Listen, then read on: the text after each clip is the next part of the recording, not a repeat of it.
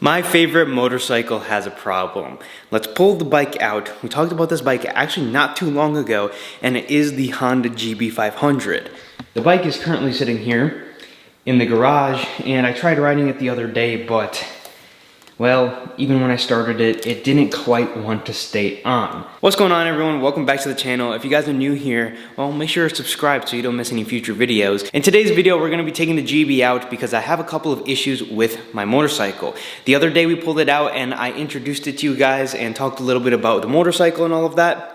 If you missed that video, check it out after this, but we're gonna take it out once again. We're gonna hopefully take it for a ride if possible, and we're going to be seeing what's wrong with the bike. The bike doesn't quite want to idle. If I start the motorcycle, it wants to die out. I rode it yesterday, and I rode it not on the choke, but I started it with the choke. I started riding with the choke, turned it off, and the motorcycle rode fine. It accelerated fine, so it makes me want to think that it's not motor related and carburetor related, but let's pull it out of the garage and let's get it started and talk about it. Also, take a look at these Honda GB posters right here. This one's pulled from a magazine, and this one is a kind of dealer brochure that you got with the bikes brand new. That's pretty cool. Now, this is gonna be a little bit of a tight squeeze with the Corvette and the Honda CB550. I'm gonna pull the 550 out first. There's a very particular reason why I'm not pointing the camera that way, because right there is a new motorcycle that I've bought, which we'll talk about in a couple of videos from now. Stay tuned.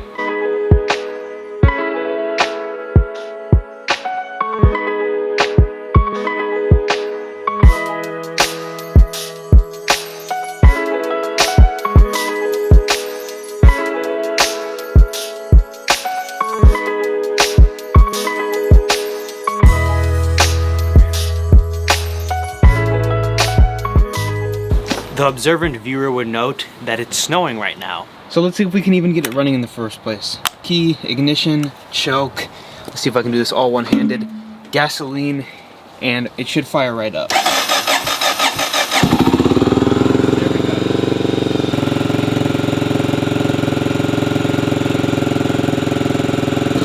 We'll let her warm up for a second, and then I'll take the choke off, and I can almost guarantee you that this bike will die out.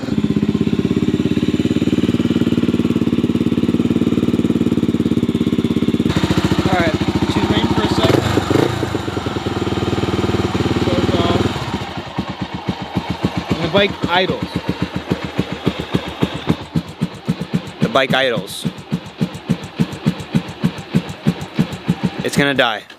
There we go. It idles for a second. It idled for a couple of minutes yesterday, actually, and I think one of the major things is the carburetor is a little clogged up. Now, we can get lucky, and just riding it should be enough to clear the carburetor out and clear all the gunk out, but most of the time, it's not that simple. But in my case, it seemed to do the case a little bit yesterday, because previously, without the choke, the bike would not idle whatsoever. It idled for a second there, it idled for a couple of minutes yesterday when the bike was fully hot after I took it for the ride, so it might be an indication that maybe it just needs to be run a little bit more. We might have to jump a little into the air-fuel ratio settings, which is what some people commented, but the thing is, the bike was running completely fine, so we shouldn't have to play around with anything. It's most likely something that's down to the bike just having something in the carburetor that's gunked up in it, most likely.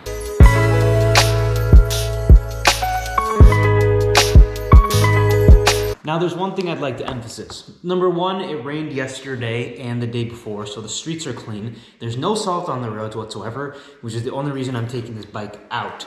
Let's get on the road and see what this bike does, however, because I'm kind of interested to see if just riding it will solve the problems. So let's see if we can get the bike to turn on. Choke is off.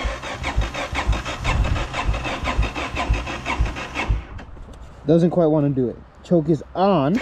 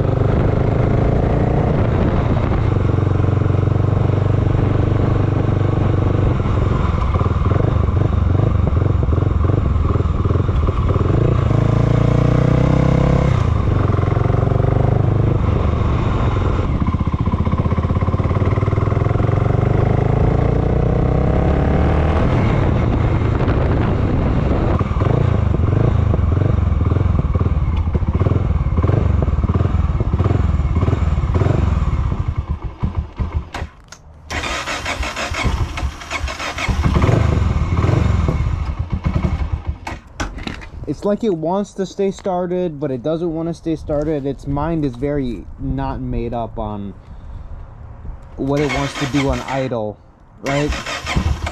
Like, it starts for a second, turns off. Now, I probably could have came to the conclusion that riding it probably wasn't going to fix it 100%. I just wanted to do it because it'd be fun. But you gotta start off with the basics, because sometimes it could be just a simple problem of the bike just doesn't have fresh fuel, it's being gunked up from over the winter, or it just needs to be ridden a little bit.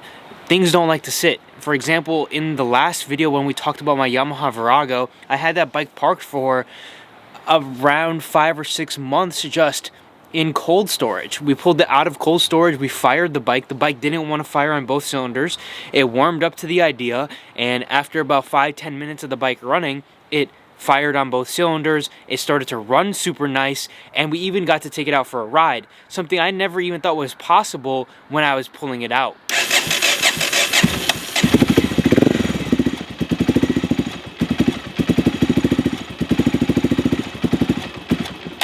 You can hear a little bit of stutter in the bike's rhythm, like you can hear that single thumping very consistently, and then you hear a stutter, a hesitation almost, which is, I think, just the carburetor not wanting to work properly. The motor, there's nothing wrong with it, because when you're on high speeds, it doesn't like to cut out, it likes to rev out all the way, so I assume there's something sticking on lower RPMs. It's almost like on lower RPMs, the bike isn't sucking enough gasoline.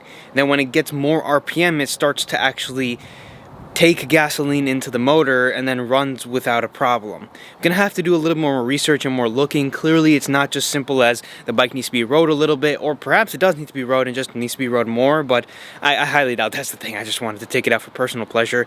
It may not look it because I'm not shivering outside, but it is snowing right now. You can see it in my hair, and it is very cold. So I'm gonna pull the bike in and let's look on some forums and see if we can find some answers. So there's a couple of issues that I found that could be what I'm having in my bike. Number one, there's some type of vacuum leak. Like I was saying before, there could be some type of air that's getting into the line that's mixing the ratio up when the motorcycle is idling. And then when you rev it out, it makes that leak almost negligible.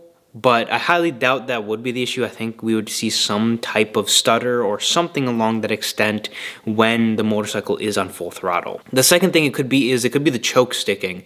Now, there could be some type of issue with the choke, and if the choke doesn't fully disengage, it would cause the bike not to idle correctly, obviously, because the choke is choking the bike and it's not getting enough air and it's just dumping fuel, making the bike not run properly. Now, the third thing I was reading, but is super unlikely, is that there's some electronics that are messing up. And the reason I say that is unlikely is because, well, the bike runs fine when it's choked up. Now, the bike could be running too lean. It's very possible that when it's idling, it makes a huge difference and it's taking too much air, not getting enough fuel, and then the bike just dies down. But when it's riding and it's running and it's choked up, obviously it's not taking air when it's choked up, so it's gonna run properly. The bike could just be running without enough fuel. And then the fifth issue is that the jets need to be cleaned, and the jets have some type of gunk in them, or the bowl has some type of gunk in it, and it doesn't want to idle correctly, but when you're on full throttle, enough fuel gets put into the motor to make it run properly. But if you don't have either the choke on and the RPM's high enough, the fuel isn't properly getting to the motor and it dies out. Out of all the things I've mentioned, I'm thinking it's either the air-fuel ratio that could be messed up a little bit. Once again, I don't want to believe that because the bike was running fine. So I think it's jet that needs to be cleaned and the carburetor needs to be cleaned from the inside, which is a pain if you don't know these bikes, because it took us like 30 minutes to pull the single carb out. I'm gonna dig more into this and figure out whether it could be the air-fuel ratio and read a little bit more on it and see what my dad thinks, because he's messed around with this bike more than I have. I don't want to mess with anything and then break something, or mess with something and then not be able to set it right. So before messing with anything, we're gonna make sure that we do it properly. Like I said, I bought another motorcycle that you guys have not seen. I bought it probably a month ago, and I think you guys are really gonna like it, because I really, really like it. And I've been hiding it for a little bit, but soon, sometime in March, we'll probably reveal it, so make sure you're subscribed. As always, make sure you catch another one of my videos if you want to see the GB actually riding and functioning correctly and hearing that single 500. Click here. If you want to see the other motorcycles in the collection, click over here. And as always, I'll see you guys in the next one.